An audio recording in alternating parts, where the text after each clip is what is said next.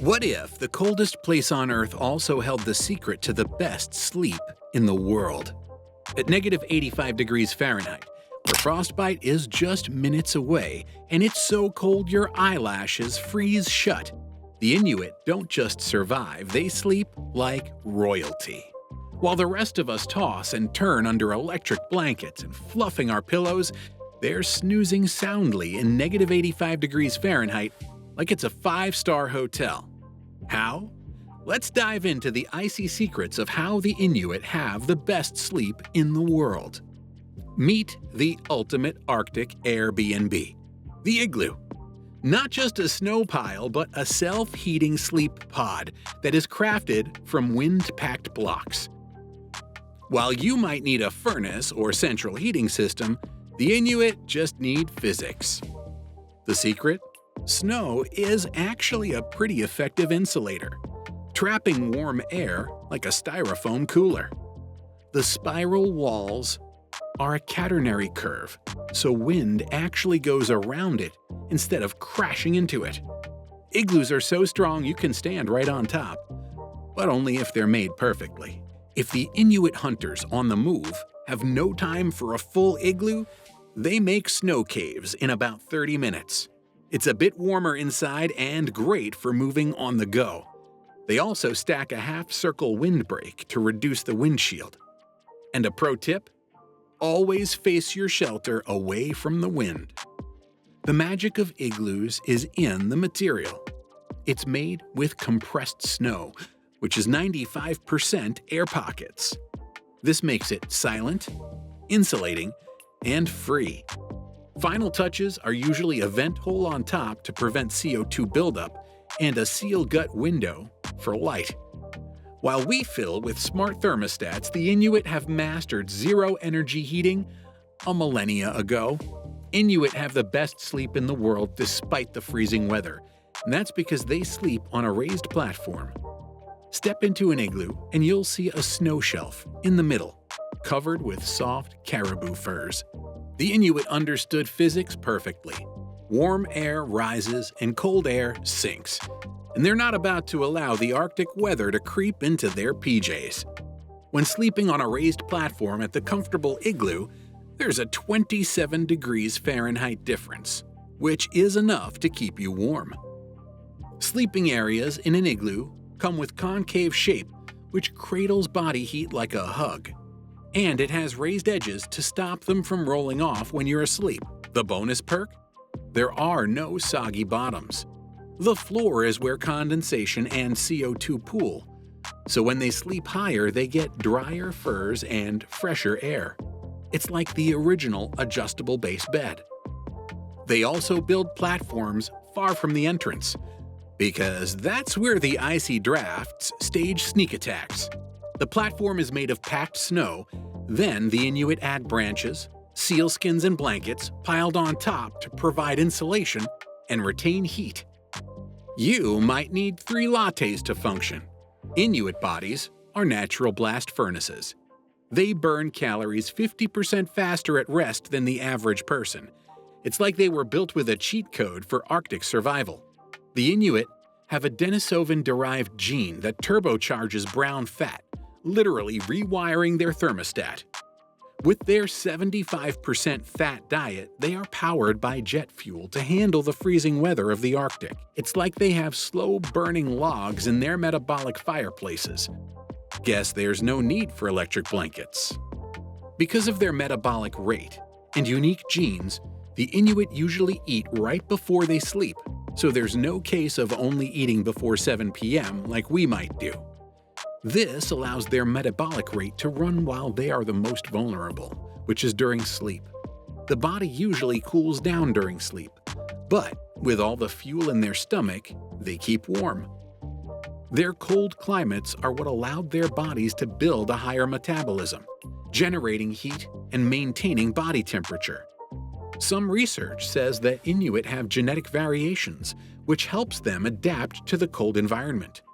Combined with pretty thick clothes and a high-fat diet, they have a pretty comfortable sleep. The Inuit perfected the act of layering using something that hikers today might call the 3-layer fur system. It can turn -85 degrees Fahrenheit into a spa day in the Arctic. The inner layer is to wear caribou fur against the skin. The hollow hairs pump sweat away 3 times faster than polyester. Then the middle layer is made of sealskin. They usually wear sealskin, which is windproof, soundless, and tougher than your strongest leather jacket. Compared to modern gear, it's a potato chip bag in a library. Finally is the outer parka, which is made of fur-out caribou. It's self-cleaning, sheds snow, and lasts about 20 years compared to synthetic fur. The Inuit mostly used caribou as it's a natural marvel. It offers moisture wicking, insulation, and waterproofing, which will outperform many modern fabrics.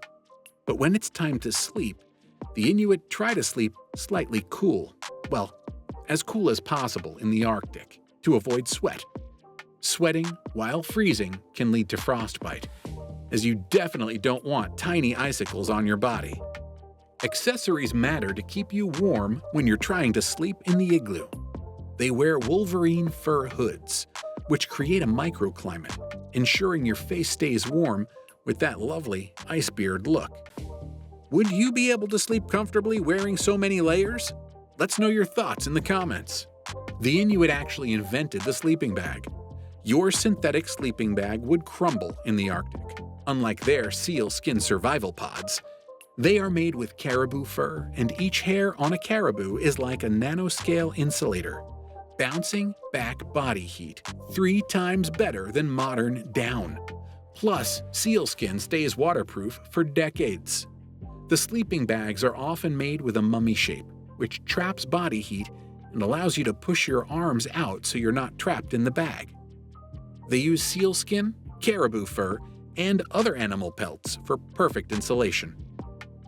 Even when they had raised sleeping platforms in their igloos, some Inuit still used sleeping bags, especially if they were sleeping alone, as there was no one to share body heat with. They would layer their clothes on top of the sleeping bag while sleeping for extra warmth. The Inuit were always on the move, which made it a good idea for everyone to have their own sleeping bag. To make their sleeping bags durable and waterproof, they were carefully stitched with sinew. Their sleeping bags would make outdoor gear companies weep with jealousy. The sinew swells when wet, creating waterproof seams that keep you warm in the igloo.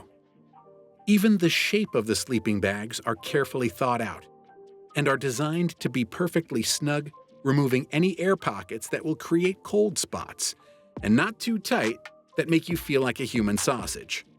No wonder they had the best sleep. Forget your electric blanket and space heater. The Inuit mastered long-lasting heat with, you might not believe this, rocks. Not surprising when the only thing they have in surplus is snow, ice, and rocks. They carefully picked dense basalt and granite, which are heat retention champions. They can hold heat as high as 150 degrees Fahrenheit for over 6 hours, which is the perfect way to keep you warm while you were asleep. The Inuit held the stones by the fire until they were toasty warm, and then wrapped them in thick fur, usually caribou fur. Then they placed them strategically in the sleeping areas, keeping them warm while they were asleep. The stones work like natural hot water bottles, slowly releasing heat throughout the night. Nobody likes cold feet, so they put the stones close to their feet and also near their core body areas, preventing any frostbite. It's pretty impressive how the Inuit combine their hot stones with snow blocks. As the stones slowly release heat, they create a small amount of meltwater, which then refreezes into an ice layer. This ice layer traps the warmth in the igloo, so it's like you're enveloped by a warm hug despite the raging blizzard that might be outside. Even without electricity, the Inuit could get a pretty warm sleep in the middle of the Arctic. You might be dragging the blanket from your sleepmate, but Inuit families enjoy their nights like a polar bear huddle. They enjoy strategic spooning, which is perfect for their survival. With body heat, It maximizes shared warmth and also reduces the exposed surface area. The Inuit took advantage of natural principles for survival. In fact, group sleeping reduced the individual heat loss by up to 25%. And the Inuit knew to respect the vulnerable family members. Sleeping together also offered better comfort and coordinated movement, which enhanced their survival even more. When packed together, the Inuit are sharing BTUs, as every added body increases the igloo temperature. It turns a negative 40 Fahrenheit night into a survivable 0 degrees Fahrenheit, which might not be comfortable for you, but for the Inuit, it's like a summer night. The Inuit also focused on priority seating. The elders and children get the center, or in the warmest areas, while the healthy adults occupy the cooler spots, ensuring that the vulnerable family members are protected. Inuit families usually have a seal oil lamp, and so they stay close to the lamp for warmth and heat. Sleeping areas are arranged to receive radiant heat without causing you to overheat, and this creates a pretty comfortable temperature gradient. Even the Inuit sled dogs double as living heaters, making the sleeping areas even warmer. With the dogs close to their body, they can stay warm, especially since the fur retains 80% of its insulating value even when wet. There's no personal space in the Arctic, as that's just hypothermia risk. While you sip herbal tea to drive away the cold, the Inuit are drowning in nature's thermal paste, whale blubber, that kicks their metabolism into overdrive. This isn't just a snack before midnight, it's a survival strategy. 75% of their calories come from fat to drive their inner furnace, and they always go to dinner about 2 hours before sleep, as this is the best way to keep their body in peak warmth ahead of the night. The Inuit usually eat a lot of seafood, including seals, whales, and other marine mammals, all of which provide high amounts of fat and protein.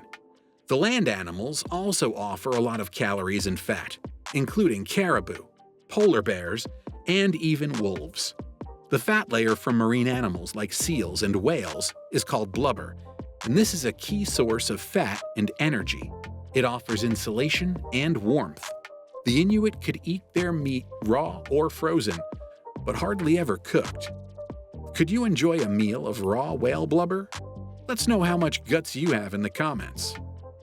Their food isn't just fat, but comes with many survival features. The whale skin is collagen for joints, and seal oil is vitamin D, especially when the sun ghosts them for months. Your kale smoothie can't give you this. High fat provides insulation and helps the body generate heat, while protein helps the body build and repair tissues, while helping you stay warm. Inuit diet is packed with vitamins and minerals, all of which allow them to survive in the harshest conditions. The Inuit invented the survival snooze position, which allowed them to have the best sleep in the world. For one, they always slept in a fetal position, as sprawling like a starfish means you're volunteering as a human ice cube. With the fetal tuck, you can stay warm and avoid hogging all the furs. The fetal position reduces exposed surface area, but it's not only about staying warm. You never know when the frost bites can sneak up on you in the Arctic. That's why the Inuit have to protect their face, tucking their chin in to create a pretty toasty breathing pocket. They also use side sleeping to reduce heat loss through conduction, much better than lying flat on the back. The Inuit aren't the kind of people that sleep on one side of the bed and end up on the other side. If they want to stay warm, they're already used to minimizing movement during sleep to preserve their warm airspace. They tuck or cross their feet carefully to reduce heat loss. For the Inuit, if it sticks out, it freezes off, so tuck or perish. As for their hands, they usually tuck them in their armpits since they are vulnerable to frostbite. With this positioning, hot stones, and light snow coverings, they easily trap warmth. Fidgeting is the first step to becoming a popsicle. In the Arctic, protecting your hands and feet are pretty important if you don't want to end up losing your fingers or toes. They have to treat their extremities like a VIP at a spa, moisture-wrapped, preheated, and fiercely guarded. Aside from fingers and toes, the Inuit have to protect their ears and noses, as these can easily lead to frostbite. You won't want to end up without your ears after a good night's rest. They wear the traditional Inuit cami boot to sleep. This boot has multiple removable layers, which includes a dried grass inner layer that will absorb moisture.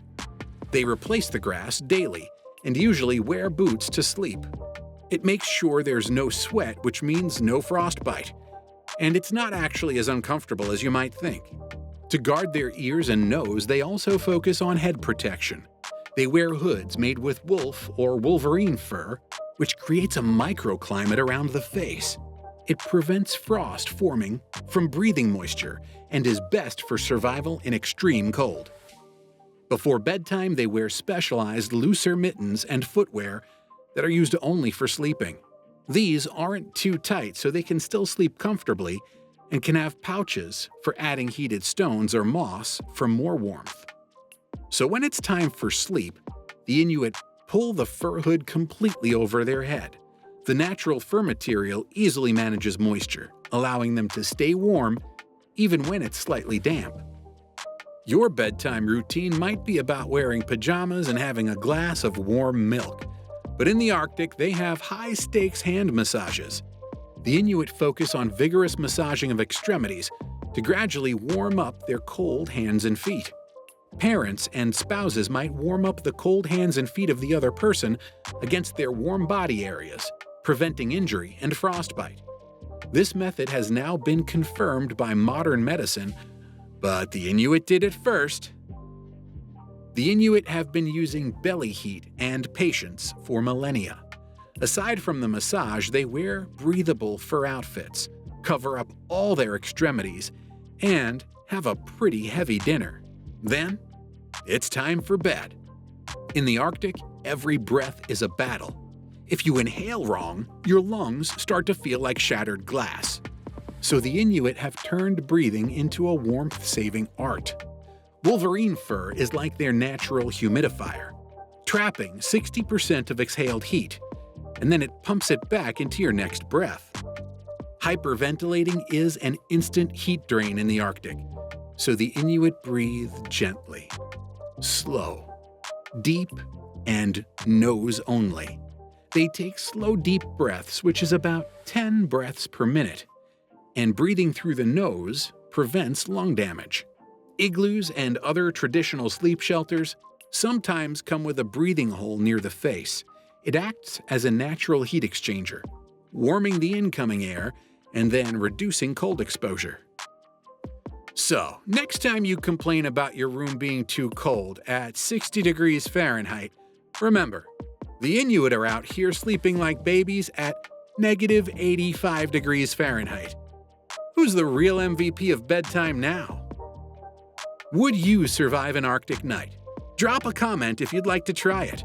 Then subscribe for more Arctic survival tales. Thanks for watching.